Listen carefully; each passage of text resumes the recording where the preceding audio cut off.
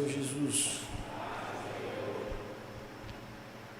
Os que podem, abra a sua Bíblia comigo.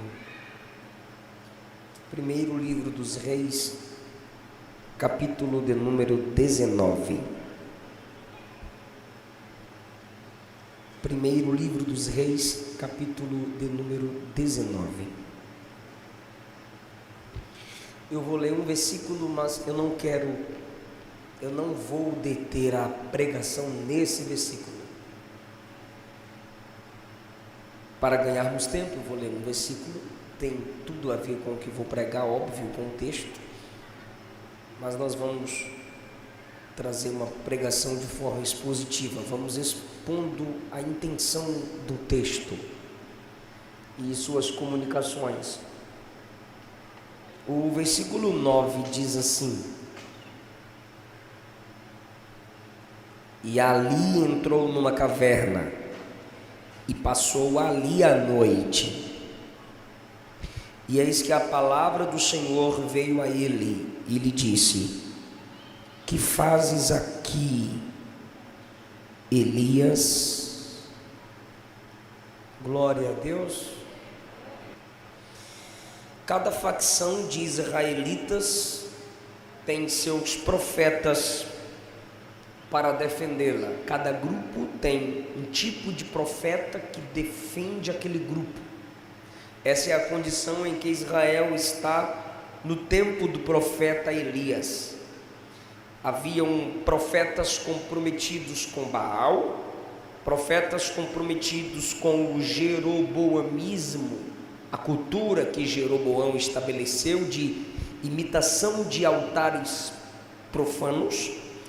E há também profetas comprometidos com Deus, apesar de serem poucos, reconhecidamente.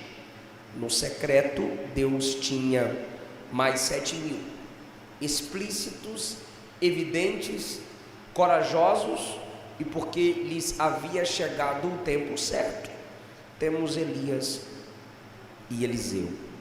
Esses dois homens serviram como principais teólogos e pregadores que levavam adiante a crença, a palavra, a lei de Deus diante de tantos falsos profetas e falsos deuses.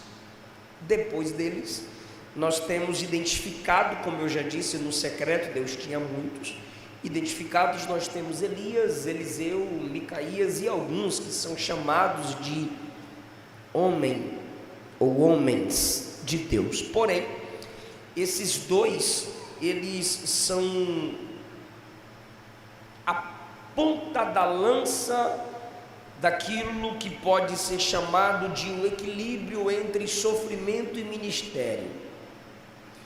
Até eles não se vê de modo natural o profetismo e a perseguição andando juntos. Pela primeira vez, as Escrituras Sagradas vai associar a partir deles a proclamação profética e o sofrimento. Isso vai perdurar pelo restante do Antigo Testamento. Vem a encarnação de Cristo, vem os apóstolos, e isso é contínuo. Porque compromisso com a verdade pode ser um estilo correto de se viver, nunca um estilo de vida seguro para se escolher. Verdade, é bom escolher o lado da verdade. Agora, dizer que é fácil, não, nunca será fácil escolher o lado da verdade. E eles escolheram o lado da verdade, que é o lado difícil, que é o lado em que se carrega a cruz. E eles não diriam como nós, por muitas vezes, falamos. Eram mais que vencedores na intenção com que falamos. Porque quando as Escrituras Sagradas dizem que somos mais que vencedores, ela não está prometendo que nós vamos vencer todas as lutas. Ela está dizendo que quem está em Cristo é alguém que vai além dos seus limites. É alguém que parece não desistir, mas é alguém que continuou mesmo desistindo por dentro. É alguém que parece que sempre orou de joelhos, mas ele só chegou até aqui porque nem de joelho conseguiu orar. Deitou e só chorava e sem palavras como Ana sussurrava, mas conseguiu chegar. É gente que vai além do seu limite.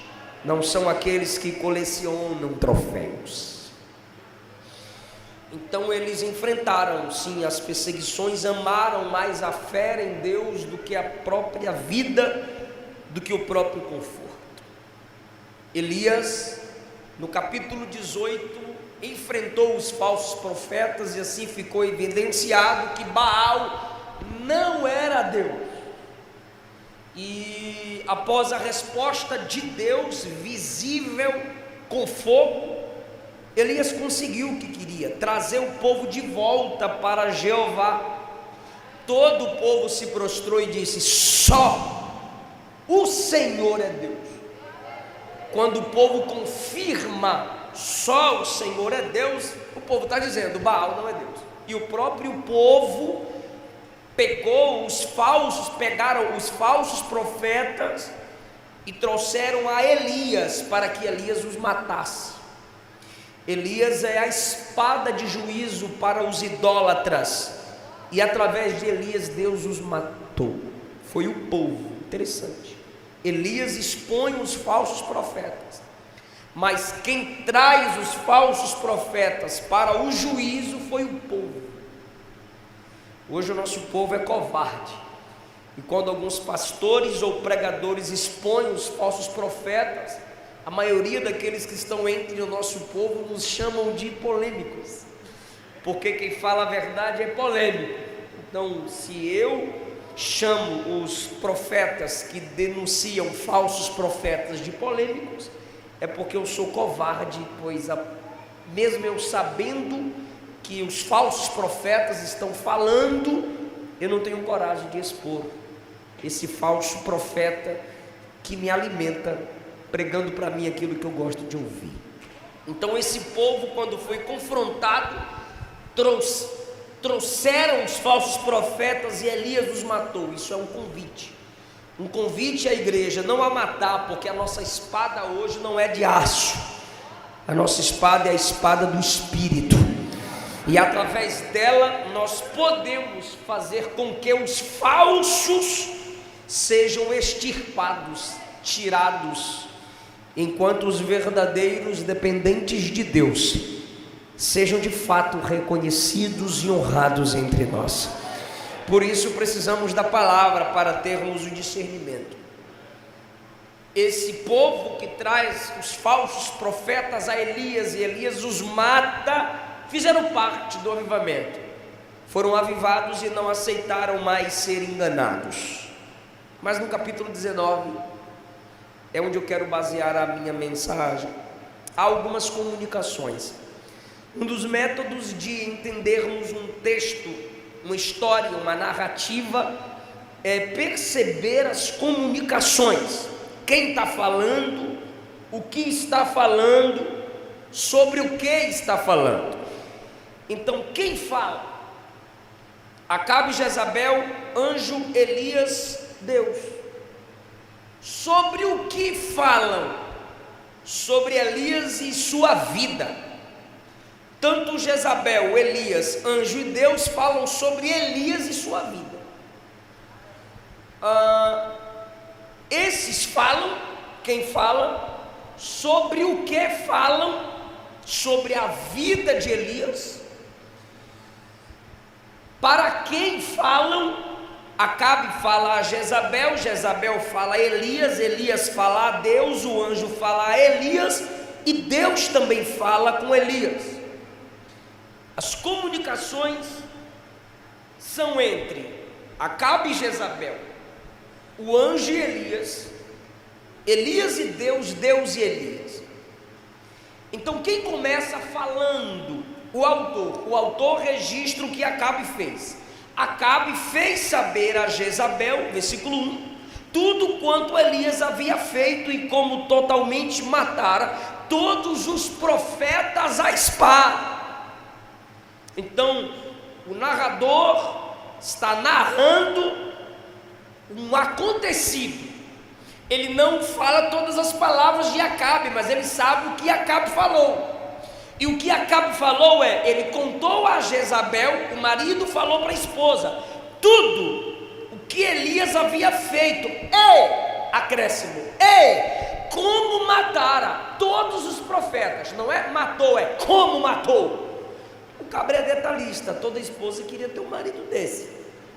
Ele é detalhista. Ele, olha só o versículo 1, ele comunicou tudo quanto Elias havia feito, como se ela não soubesse, mas ele comunica tudo quanto Elias fez. Quem sabe é a partir do 18, quando Elias o confronta, o convida para uma cruzada evangelística. Na cruzada fica provado que Baal não é Deus, os falsos profetas são envergonhados e mortos, e ele vai falando, e ele fala como os profetas também morreram. No tudo aqui está a vergonha dos deuses, e profetas mortos está mostrando a vergonha dos profetas. Então, na comunicação de Acabe, nós temos que a vergonha dos deuses consiste na vergonha dos seus profetas. Se os profetas foram envergonhados, os deuses também foram envergonhados. Se os profetas faliram, é porque os deuses desses profetas também são falíveis. Se os profetas caíram, é porque os deuses desses profetas caíram. Se os profetas já não existem porque morreram, os deuses desses profetas também não existem, vida eles não têm.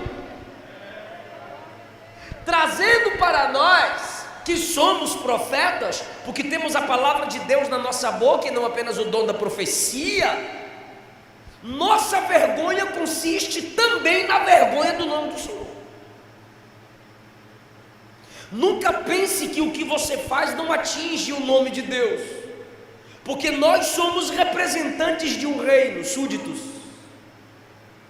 Nós somos chamados de cristãos, pequenos cristos, ou imitadores de Cristo. Jesus compartilhou conosco uma característica ímpar. Ele disse: eu sou a luz do mundo, em João. E depois ele disse no Evangelho segundo escreveu Mateus: vocês são a luz do mundo. Então, do jeito que eu brilho, vocês brilham. Nunca pense que o que você faz não incomoda o nome de Deus ou o próprio Deus. Não é à toa que a oração base é: Pai nosso que está no céu, santificado seja o teu nome.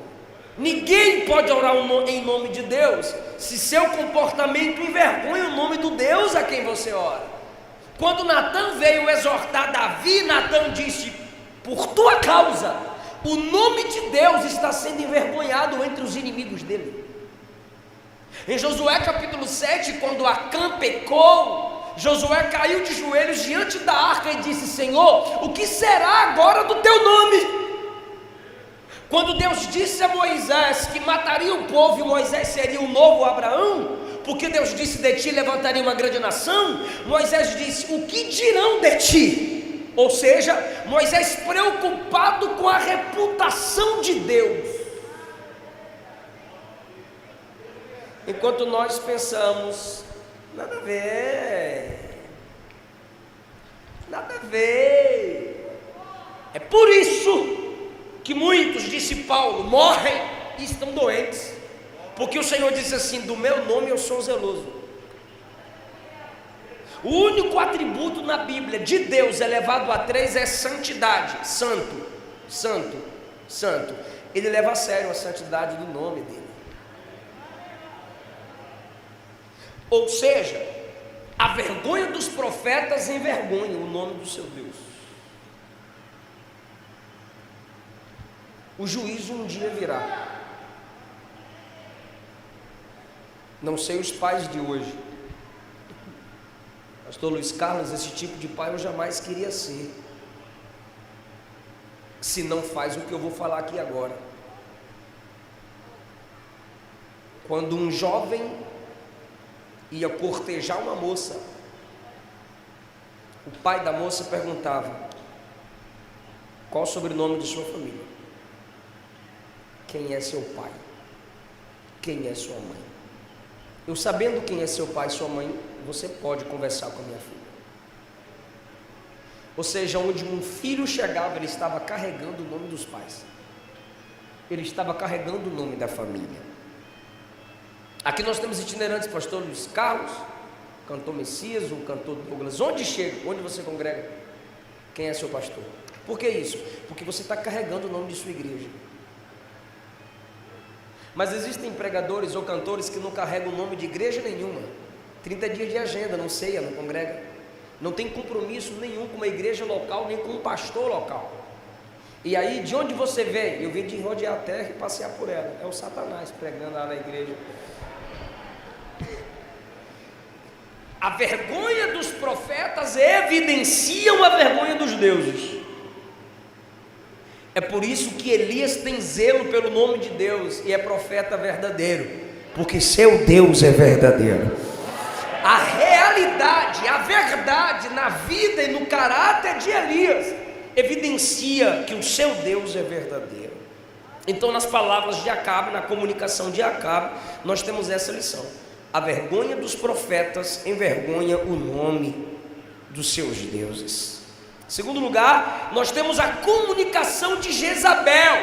Versículo 2: então Jezabel mandou um mensageiro a Elias dizer: assim me façam os deuses. Eu perguntaria: que deuses? Elias já acabou de provar que eles não existem, que não são de nada. Mas olha em nome de quem ela ora: assim me façam os deuses, e outro tanto, se de certo amanhã a estas horas, ela marca a hora, a bicha é o cão.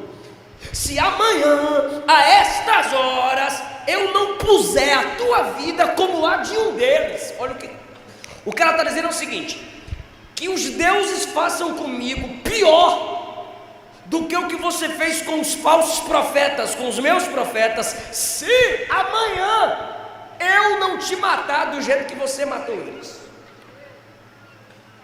Entenda, irmãos, que na comunicação dela, o que está explícito na comunicação dela é que o ódio que ela tem pela verdade aumenta quando ela percebe que a mentira que ela ama foi desmascarada. Eu vou repetir: o ódio que ela tem pela verdade aumenta quando ela percebe que a mentira que ela tanto ama foi desmascarada. Porém, ela ama tanto a mentira que ao invés de se prostrar e dizer: Elias fez isso, é melhor eu me converter ao Deus de Elias. Não, ela não se prostra diante da verdade. Por quê? Porque ela ama a mentira. Ela não mente apenas, ela ama a mentira. Por isso que Apocalipse diz que de fora vai ficar mentirosos, e quem ama a mentira? O mentiroso simplesmente não fala a verdade, foge da verdade. Mas quem ama a mentira odeia a verdade, porque não tem como, ou ama um ou ama outro. O ódio dela pela verdade aumenta porque a mentira, deuses que ela ama, foi desmascarado. Deuses. Quem ama falsos profetas, obviamente, vai odiar os verdadeiros. Então, quando alguém me diz ou diz para a igreja: odeio esse cara, odeio essa igreja, odeio o pentecostalismo, eu sei o que tu ama.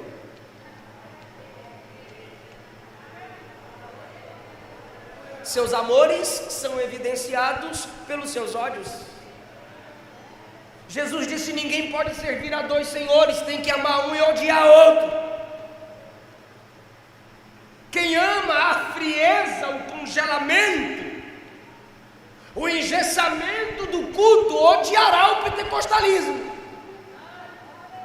Quem ama uma doutrina que eleva um atributo de Deus, soberania, e desfaz o outro, justiça, odiará a mensagem evangelística, tentando convencer o pecador do seu pecado e da graça de Deus. Só quem estuda sabe o que eu estou falando aqui. Então, os seus amores evidencia também o que você odeia. Então, odiar o profeta verdadeiro é também odiar o Deus desse profeta, porque não há profeta se não houver Deus que levante esse profeta. Aí sabe o que eu aprendo com Jeza? fira o falso profeta. E os admiradores dele vão tentar ferir você.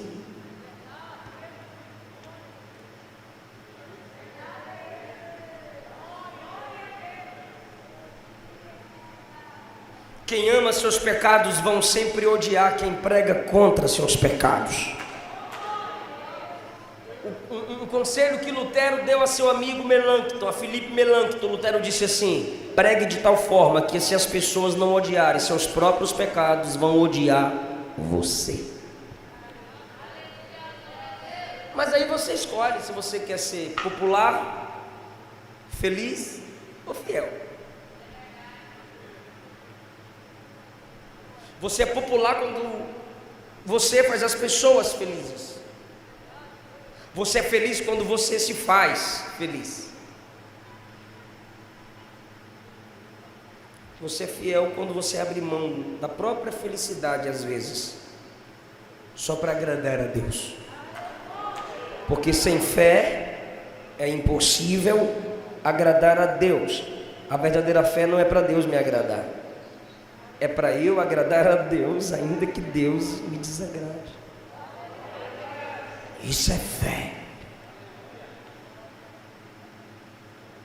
O mundo caído vai odiar sempre a verdade, tá, gente? E vai sempre defender a mentira. Mas é engraçado que ela diz assim: em nome dos deuses eu conjuro que amanhã eu te coloco como os profetas. Ou seja, deuses mortos, profetas mortos. Ela quer colocar Elias no mesmo nível dos mortos. Mas os deuses são de baixo, pó, barro. Os falsos profetas são de baixo, porque são falsos. Elias é de cima. Aí eu faço uma pergunta: o que é de baixo destrói quem é de cima? Deixa eu fazer uma pergunta retórica, e se é retórica você sabe a resposta. Os deuses existem? Se os profetas morreram, deixaram de existir. Os falsos profetas existem? Mas Elias ainda está de pé, sim ou não? Lá vai a pergunta: o que não existe tem possibilidade de destruir o que existe?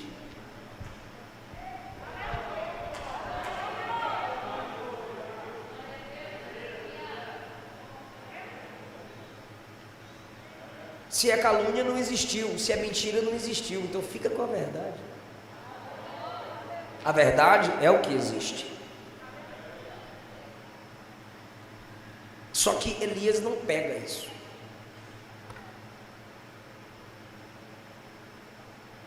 Coração de profeta é mundo que só Deus caminha e conhece o mapa. Elias poderia se levantar o dedo e dizer: manda ela vir aqui e matar essa mulher toda mesmo. Elias, que quando os camaradas disseram: o homem de Deus desce, ele diz: desço não, vai descer a fogo do céu. O soldado vira carvão. Veio outro grupo: o homem de Deus desce, se eu sou isso meu, vai descer fogo do céu. O soldado vira churrasco na hora. É o mesmo, pastor, é o mesmo. 100 homens armados, 102, né?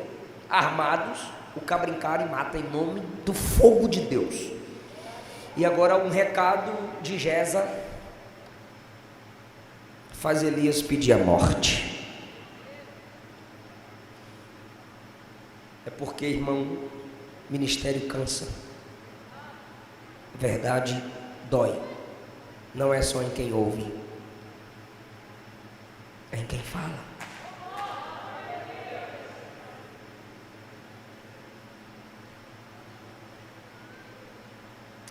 Por isso que a maioria dos profetas menores começa assim: peso da visão que veio ao profeta tal.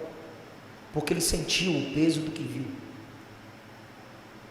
E quem nunca sentiu o peso da chamada, ou não tem chamada, ou a chamada é bem levinha. Elias sentiu o peso da chamada nesse dia. Vendo Elias, se levantou e, para escapar com vida, deixou ali o seu moço, e o cabra fica. Eu não ficaria. É Elias, é o profeta Elias. E quando Elias está debaixo de ameaça, o moço, o servo, diz: ok, estou indo embora, e tu fica aí.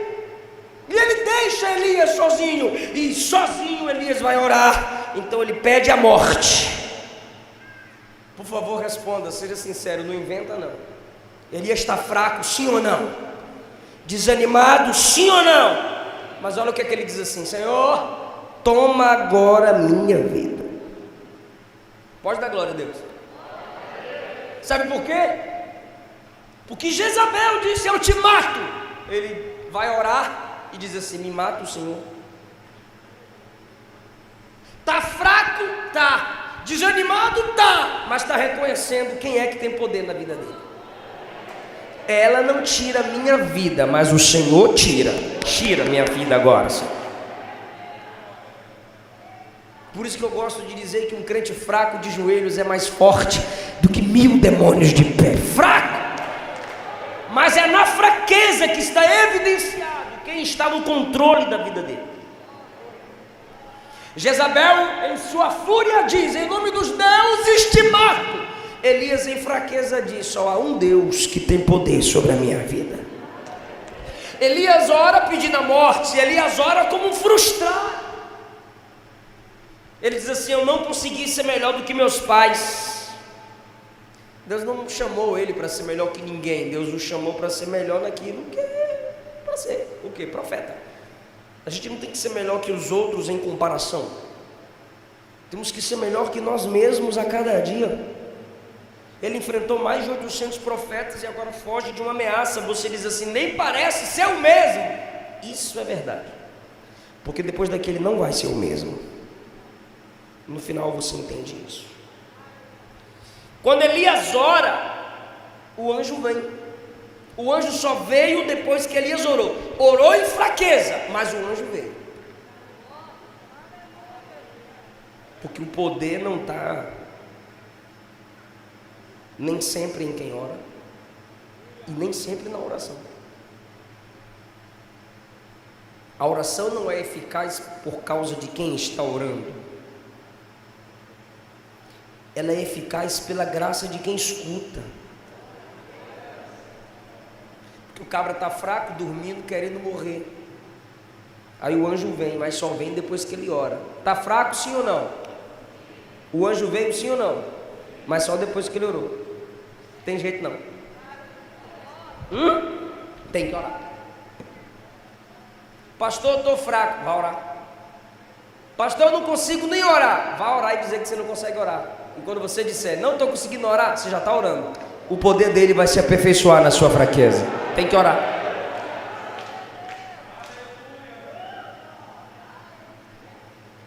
Está fraco, quer morrer, mas está orando. Aí vem o anjo. Porque o anjo de Deus não trabalha na terra se a gente não orar. Daniel orou 21 dias. No 21º dia o anjo desceu e disse assim: sua oração foi ouvida desde o primeiro dia. Se você deixasse de orar antes, nós não desceríamos. Como você persistiu, a gente conseguiu descer. Porque enquanto você ora aqui, a gente desce de lá. Parou de orar aqui, a gente não desce de lá. Atos 12, o anjo livra Pedro da prisão, mas a igreja está orando aqui. O anjo tira Pedro da prisão, mas é a oração da igreja que tira o anjo do céu. Ministros do céu não se movem na terra se a oração de quem está na terra não mover o céu. Não adianta você tomar posse de música, você cantar aba, aba, você ir atrás da irmã do manto. Se você não ora, vai continuar do mesmo jeito. Jesus orou no Getsemane, chorou. Depois os anjos vieram e o consolaram. E a oração de Elias, me responde por favor, a oração de Elias contrariou ou não a palavra de Jezabel? Sim, porque ela disse: eu te mato. Elias orou e disse: mata não, só o Senhor me mata. Então ele contrariou a palavra de Jeza. Aí agora veio o anjo o tocou e disse assim: levanta, versículo 7, levanta e come, porque longa é a tua caminhada. Primeiro Acabe, segundo Jeza, terceiro Elias, quarto o anjo. O anjo também contrariou Jeza, porque Jeza disse: vou te matar, quem está morto parou. Então se ele está morto, ele está parado. Mas o anjo vem e contraria Jezabel. Ela te quer parada, mas eu te quero andando. Levanta, anda, porque longa é a tua caminhada. Não parou aqui, Elias, não acaba aqui, é para avançar. A palavra de Jezabel entrou, o anjo tira, caminha mais um pouco, porque a mensagem de Jezabel nasce no ódio, a mensagem do anjo nasce no amor de Deus. Levanta, profeta, tem muita coisa ainda. Ele desistiu da vida, o anjo não desistiu dele. O anjo chama e o toca 2 vezes.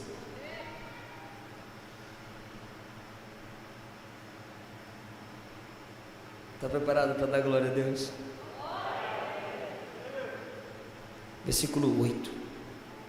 Levantou-se, comeu, bebeu, e com a força da comida caminhou 40 dias e 40 noites até Horebe, o monte de Deus. E ali entrou numa caverna e passou a noite. Ali entrou numa caverna. Aqui ninguém me vê, aqui ninguém me ouve, aqui ninguém pede oração, aqui ninguém quer me ouvir pregar, aqui ninguém quer me ouvir cantar, aqui ninguém me alcança, aqui eu estou escondido, aqui eu posso deixar minha fraqueza me dominar sem ninguém me envergonhar. Aqui ninguém me vê, aqui ninguém me ouve, aqui ninguém me vê, aqui ninguém me ouve. Que fazes aqui, Elias?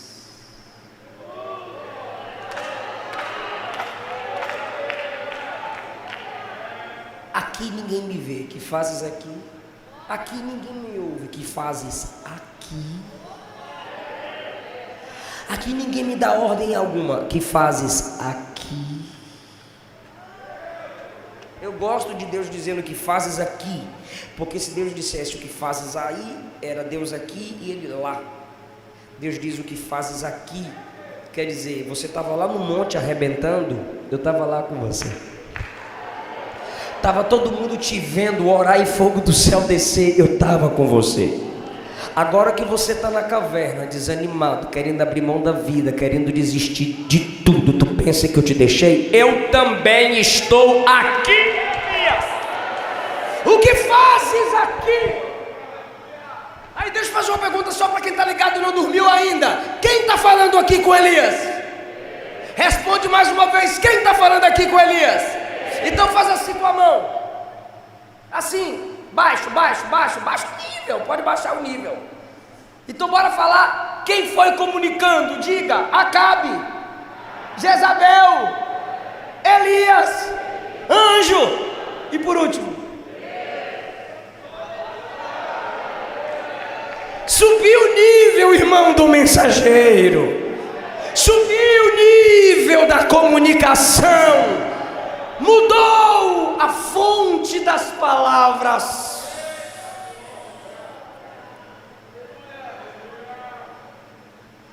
É Ele quem está falando agora. E quando Ele fala, Ele garante a presença dEle. Que fazes aqui? Você não tem minha presença sem ter minha palavra. Eu estou aqui falando contigo. E você não tem minha palavra sem ter minha presença. Você está me ouvindo, mas eu estou aqui. Que fazes? Eu gosto disso. Deus não perguntou assim, que foi?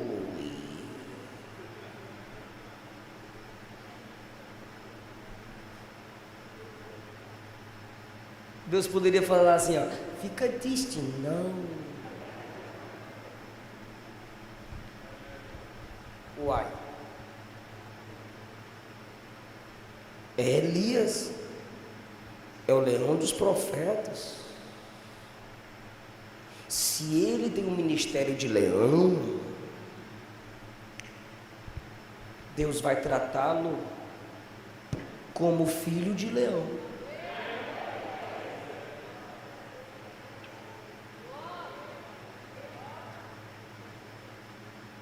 Jeremias disse, o Senhor enganou eu, o Senhor me iludiu, e iludido fiquei. Quem já estudou Jeremias sabe como é que Jeremias falava, irmão. O cara queria transformar a cabeça em uma fonte de água para chorar de noite e de dia. Aquelas músicas que tu já está na prova e fica escutando.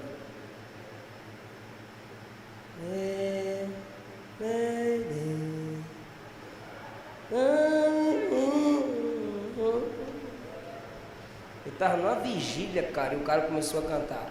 Eu estou voltando para casa, não consigo dormir. Já deitei no travesseiro, meu Deus me tira daqui, rapaz. Quem está em depressão, irmão? Não, mano, bora cantar Ser Valente, pelejando com Jesus. Irmão.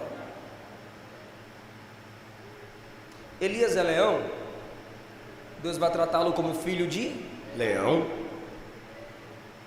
Jeremias disse: Senhor me iludiu, iludido fiquei. Aí Deus disse: se competindo com homem você já cansou, imagine quando eu te colocar para competir contra cavalos. Tem uns homens aí que tem que ler Jeremias, irmão.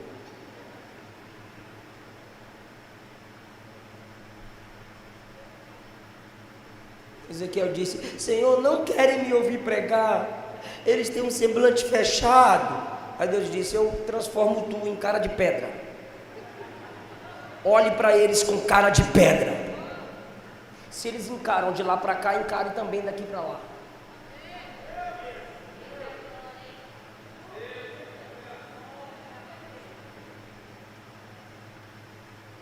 Por que eu estou dizendo isso? Porque Deus diz assim: que fazes aqui? Deus está perguntando pela missão, não pelo sentimentalismo. Aí ele entra no sentimentalismo. Eu tenho sido zeloso. Os filhos de Israel deixaram tua aliança, derribaram os teus altares, mataram os teus profetas à espada.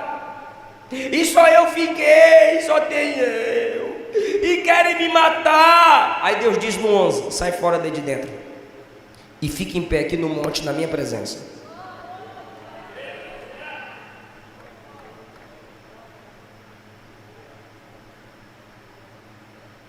Aí Deus veio no silêncio, no versículo 12. Que fazes aqui? A voz é mansa, sim ou não? Mas a pergunta não é pelo sentimento, é pela missão. O que você está sentindo?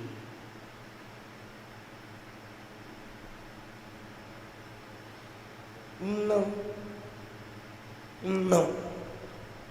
Não é pelo sentimentalismo, é pela missão.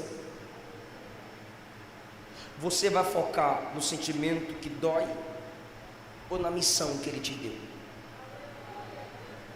Se você foca no sentimento, você se tornará alguém sentimentalista e frustrado ou parado devido às lutas. Foca na missão. Quando o sentimentalismo começou a cercar o ministério de Jesus, Pedro disse: tem misericórdia, sentimentalismo, de ti, mestre, tu não irás para a cruz, para trás de mim, Satanás. Judas veio com sentimentalismozinho na mesa. Quem é que vai te trair, mestre? Aquele que põe a mão comigo no prato. Tu é o diabo entre nós aqui, faz logo o que tu quer fazer.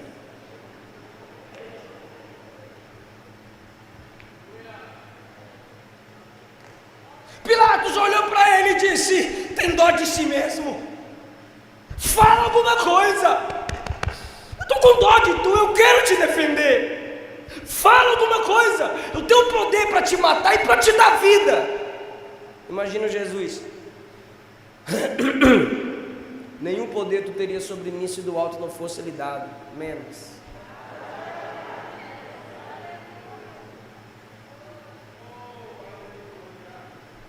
Ele carregando as costas, a madeira principal da cruz, as mulheres batiam no peito,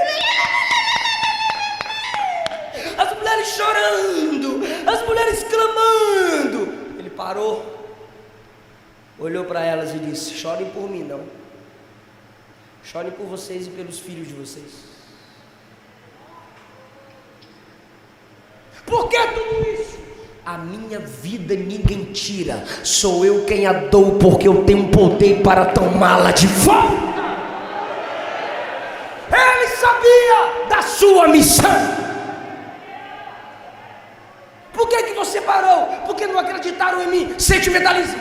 Por que você parou? Perseguiram eu? Sentimentalismo. Os profetas foram perseguidos, Jesus foi perseguido, os apóstolos foram perseguidos, e olha onde a igreja chegou e ainda vai chegar. O que você está fazendo? Parei, recomeça. Chorei, enxuga as lágrimas. Pensei em desistir, pense em outra coisa agora, pense em avançar. O que você está fazendo? Jezabel te quer parado, eu te quero movimentando, o que você está fazendo? Como assim, Senhor? É que o dia tem 24 horas, para dormir é só 8, já dormiu, vaza. Aqui você não está fazendo nada, aqui você agrada a Jezabel. Jezabel te quer parado, eu te quero em movimento. Você dormiu, eu mandei o anjo te acordar. Tu dormiu de novo, eu mandei o anjo te acordar. Tu entrou na caverna, eu vim atrás de tu. E eu te fiz andar 40 dias e 40 noites. Por quê? Eu não te quero parado. Descanse, mas férias espiritual eu não te dou. Por quê? Porque só incomoda Jezabel quem agrada a Deus. E você agrada a Deus se movimentando. Se você não se movimenta, você agrada a Jezabel, mas incomoda Deus. E se você se movimenta, aí tu incomoda a Jezabel, o sistema que se opõe ao profetismo, mas você agrada a Deus. É assim que funciona, irmão. O quê? Mundo incomodado, igreja incomodando. Igreja acomodada, mundo acomodado. Deus é soberano e Ele determinou isso. A igreja incomodar o mundo, a luz encarando as trevas. Eu edificarei minha igreja e as portas do inferno não prevalecerão contra ela. Porta não é instrumento de ataque, é instrumento de defesa. Quer dizer que é a igreja que vai avançar. O mundo vai tentar se defender, mas não vai conseguir. A igreja vai para cima. Se movimente. E se você não incomodar, Deus vai incomodar você. Aí eu te pergunto, será que não é melhor ser amigo de Deus e inimigo do mundo? Eu acho que vale a pena.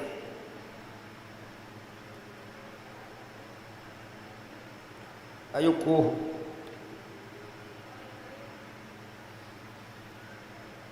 Deus repete a pergunta e Ele repete a resposta. E Deus diz assim: agora você vai ungir 3. Ele nunca teve unção para outro, simbolicamente, antes da caverna. Mas agora Ele tem, porque Ele é alguém que cansou. E quando Ele cansa, Deus diz: você não vai ser mais um profeta itinerante, você vai formar profeta. Eu não disse que não era o mesmo? E naquele dia Deus vai mudar ele. E você pensou que ficou só.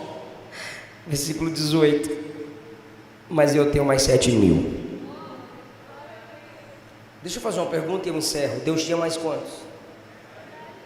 Se Deus tinha mais 7.000, Ele não precisava ir atrás de Elias. Isso é na visão de muitos. Mas Deus não vai levantar a nova geração sem sarar a velha. Deus não vai levantar ninguém para escrever uma nova história se esse alguém que quis ser levantado não respeita a história de quem veio antes dele. Então Deus está guardando os 7.000, porque alguém treinado por Elias vai liderá-los.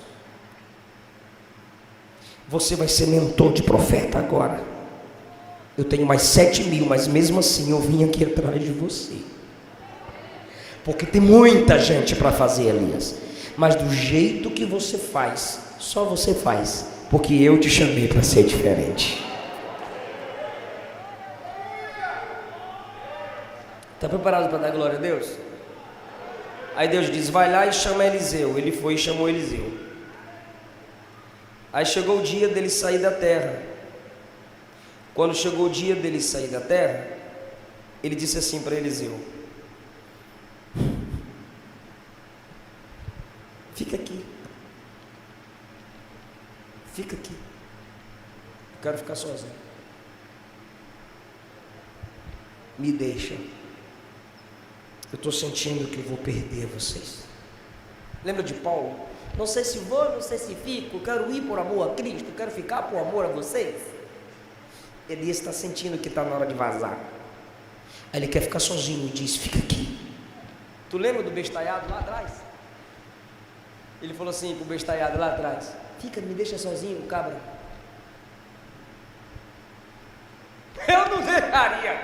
Não é Eliseu Rodrigues, é Elias. Eu grudava em Elias. Quem não grudaria? Elias te mentoreando, cabra vaza e deixa Elias sozinho. O tempo passa. Aí Deus levantou um novo companheiro. Esse novo companheiro ouve a mesma coisa: fica aqui.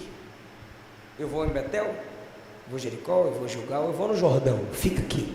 Eliseu disse: vive o Senhor e vive tua alma, eu nunca te deixarei. Irmão, a voz mansa tirou Elias da caverna. E depois da voz mansa na caverna, um companheiro foi estabelecido. Isso tem tudo a ver com a minha vida e com a sua vida. O que nos tirou da caverna do pecado foi a voz do único manso na cruz do Calvário. E a voz de Jesus foi: está consumado. Eu paguei o preço. Pai, perdoa porque eles não sabem o que fazem. Foi essa a palavra de Jesus que nos tirou da caverna. E depois da voz mansa que nos tira da caverna, das trevas, do pecado e do mundo, veio o Espírito Santo, o Consolador, o nosso Eliseu, que nunca nos abandona. Jesus disse: eu rogarei ao Pai e Ele enviará o outro Consolador, e este estará com vós para sempre, e habitará para sempre em vós. Então toda essa igreja só é igreja por causa da voz mansa no Calvário, e por causa do Consolador que nunca nos abandonou e nunca nos abandonará. Alguém aqui tem certeza da presença do Espírito de Deus na sua vida? É o Consolador, o companheiro fiel que nunca nos deixou. E quando você chega no último capítulo da Bíblia, está lá juntinho o Eliseu e o Elias, o Espírito Santo e a igreja. O Espírito e a noiva dizem: vem. De fato, irmão, ele desceu no dia de Pentecostes e não nos abandona, apesar das nossas fraquezas, apesar dos nossos erros e falhas. Fica em pé comigo, dando glória a Deus. Senhor, fala com a gente. Senhor, nos ajuda a silenciar as falsas vozes, ou até verdadeiras vozes, mas que geram em nós sentimentos caídos, destrutivos e destruidores. Nos ajuda a guardar somente o que o Senhor diz, o que o Senhor pensa sobre nós. Nos ajuda a guardar a sua palavra. Amém. Que Deus abençoe a cada um de vocês. Obrigado, pastor Arnold.